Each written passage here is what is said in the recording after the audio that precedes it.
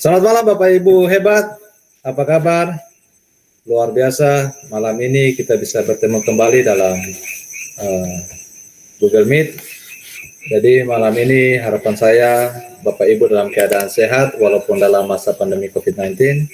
Mohon untuk kita waspada dalam beraktivitas. Baik Bapak Ibu Guru, di malam hari ini kita akan masuk pada materi menyangkut dengan proses penyusunan kurikulum di satuan pendidikan. Jadi Bapak Ibu, malam ini kita akan belajar tentang bagaimana menyusun kurikulum di sekolah kita. Baik Bapak Ibu Guru, saya mohon izin share screen.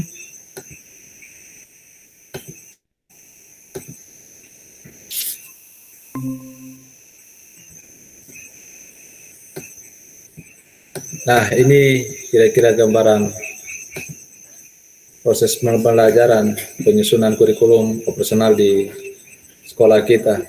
Baik Bapak Ibu, jadi harapan saya kita lebih fokus di dalam mencermati, mengikuti materi ini sehingga kita bisa menyusun kurikulum dengan baik. Baik, yang pertama kita akan memahami tentang kerangka dasar dan struktur kurikulum. Yang pertama Bapak Ibu, kita sama-sama menyimak di atas ini ada tujuan pendidikan atau tujuan pendidikan nasional. Kemudian di bawahnya ada profil pelajar Pancasila. Dan di bawahnya lagi ada standar kompetensi lulusan dan ada standar isi, standar proses, standar penilaian, kemudian standar lain-lainnya ini Bapak Ibu bisa menyesuaikan dengan 8 standar nasional pendidikan. Kemudian di bawah ini lagi ada struktur kurikulum, kemudian capaian pembelajaran, dan selanjutnya prinsip pembelajaran dan asesmen. Nah, Bapak Ibu Guru, kita lihat lagi di sini ada tanda panah ke bawah, ada visi dan misi satuan pendidikan, kemudian konteks dan kebijakan lokal. Sementara di sebelahnya sini ada kurikulum operasional di satuan pendidikan dan perangkat ajar yang dikembangkan secara mandiri. Baik, Bapak Ibu Guru, kira-kira ini adalah alur daripada kerangka dasar kurikulum yang ditetapkan oleh pemerintah pusat dan mengacu pada tujuan pendidikan nasional. Selanjutnya, ini adalah gambaran menyangkut atau definisi, pengertian, pemahaman tentang tujuan pendidikan nasional, kemudian profil pelajar Pancasila, ada standar nasional pendidikan, struktur kurikulum, prinsip pelajaran dan asesmen, dan capaian pembelajaran. Bapak Ibu, nanti saya akan bagikan soft copy-nya kepada Bapak Ibu untuk dipelajari. Selanjutnya kita akan memahami tentang kerangka dasar dan struktur kurikulum. Mari kita pelajari proses penyusunan kurikulum. Nah, Bapak Ibu Guru, ini merupakan gambaran daripada proses penyusunan kurikulum. Ternyata sangat panjang Bapak Ibu. Jadi yang pertama itu merujuk pada tujuan pendidikan nasional, kemudian profil pelajar Pancasila, standar nasional pendidikan, dan struktur kurikulum, prinsip pembelajaran dan asesmen capaian pembelajaran. Jadi ketiga di sini ada struktur kurikulum, ada prinsip pembelajaran dan asesmen, dan ada capaian pembelajaran. Bapak Ibu, untuk di atas ini bisa kita lihat warna yang warna abu-abu ini merupakan penetapan dari pemerintah pusat. Jadi Bapak Ibu kita yang ada di satuan pendidikan, yang ada di daerah kabupaten maupun provinsi ini tidak bisa merubah atau merevisi struktur kurikulum yang ada. Nah, kita lihat lagi di bawah sini ada tanda putus-putus. Jadi sudah dipetakan Bapak Ibu.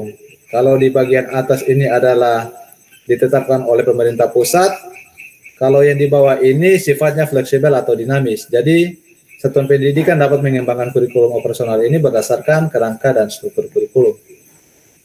Bapak Ibu Guru, ada 5 poin di sini.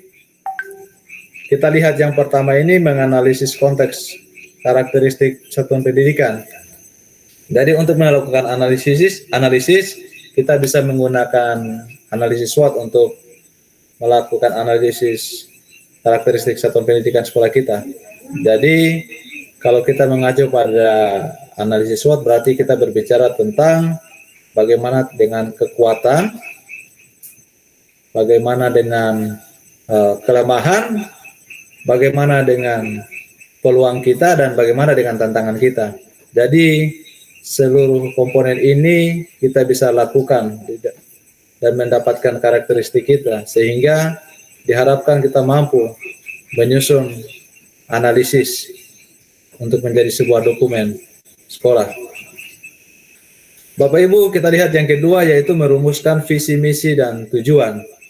Nah, untuk merumuskan visi, misi, dan tujuan ini tentu kita melihat kembali bahwa sekolah kita adalah sekolah yayasan. Jadi tidak bisa serta-merta kepala sekolah dengan dewan guru merumuskan secara sepihak. Jadi kita butuh pendampingan, kita mengundang ketua yayasan atau pengurus yayasan, dan kita juga bisa mengundang komite sekolah untuk secara bersama-sama membahas dan merumuskan visi, misi, dan tujuan. Karena visi dan misi tujuan sekolah ini kalau kita lihat, kalau kita evaluasi sudah tidak ada relevansinya lagi dengan perkembangan sekarang ini. Jadi Bapak Ibu, nanti kita akan kaji dia kembali untuk visi, misi, dan tujuan ini. Selanjutnya kita lihat pada poin yang ketiga yaitu menentukan mengorganisasikan pembelajaran. Jadi Bapak Ibu, inilah menjadi fokus konsen kita sebagai guru. Kita harus mampu mengorganisasikan pembelajaran di kelas ya tentunya. Jadi fokus target kita adalah siswa. Selanjutnya menyusun rencana pembelajaran. Nah, ini juga menjadi fokus konsen kita sebagai guru, di mana Bapak Ibu kita akan melakukan penyusunan modul ajar namanya. Jadi untuk kurikulum operasional satuan pendidikan di saat ini kita akan menyusun modul ajar. Jadi pada awal kemarin kita sudah belajar tentang modul ajar, komponen-komponen apa saja yang ada di dalam rencana modul ajar, itu Bapak Ibu harus diharapkan mampu menyesuaikan dengan situasi dan kondisi yang ada di sekolah. Karena untuk menuju capaian pembelajaran itu, kita harus merujuk pada fase anak, tidak lagi seperti kemarin. Kalau kemarin kita klasifikasinya adalah per kelas, kalau sekarang ini kita per fase. Jadi untuk fase pertama, fase A itu untuk kelas 1, 2, kemudian fase B itu untuk kelas 3, 4, dan fase C itu untuk kelas 5 dan kelas 6. Saya harap Bapak Ibu sudah pahami, sudah pelajari dan mendalami materi tentang modul ajar. Nah, selanjutnya pada poin yang kelima ini adalah pendampingan, evaluasi, dan pengembangan profesional.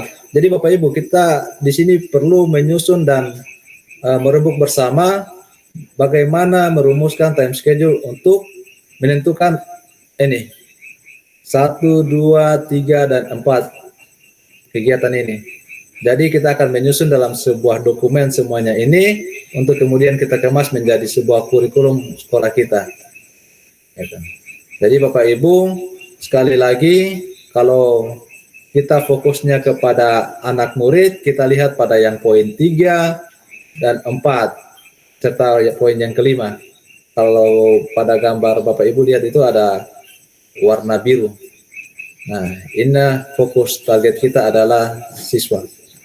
Nah, Bapak Ibu guru, di sini kita lihat lagi bahwa ternyata di dalam penyusunan kurikulum kita bisa petakan menjadi 2 evaluasi. Yang pertama adalah evaluasi jangka pendek, dan kemudian yang kedua adalah evaluasi jangka panjang. Kemudian apakah yang termasuk dalam kategori evaluasi jangka pendek? Nah, jangka pendek atau per semester juga bisa, per tahun juga bisa Bapak Ibu. Menyangkut dengan bagaimana kesiapan Bapak Ibu di dalam merencanakan sebuah kegiatan pembelajaran, bagaimana asesmen yang dilakukan oleh Bapak Ibu, bagaimana target tujuan pembelajaran itu tercapai atau tidak. Nah, itu kita bisa lakukan evaluasi jangka pendek. Sementara untuk perumusan visi misi tujuan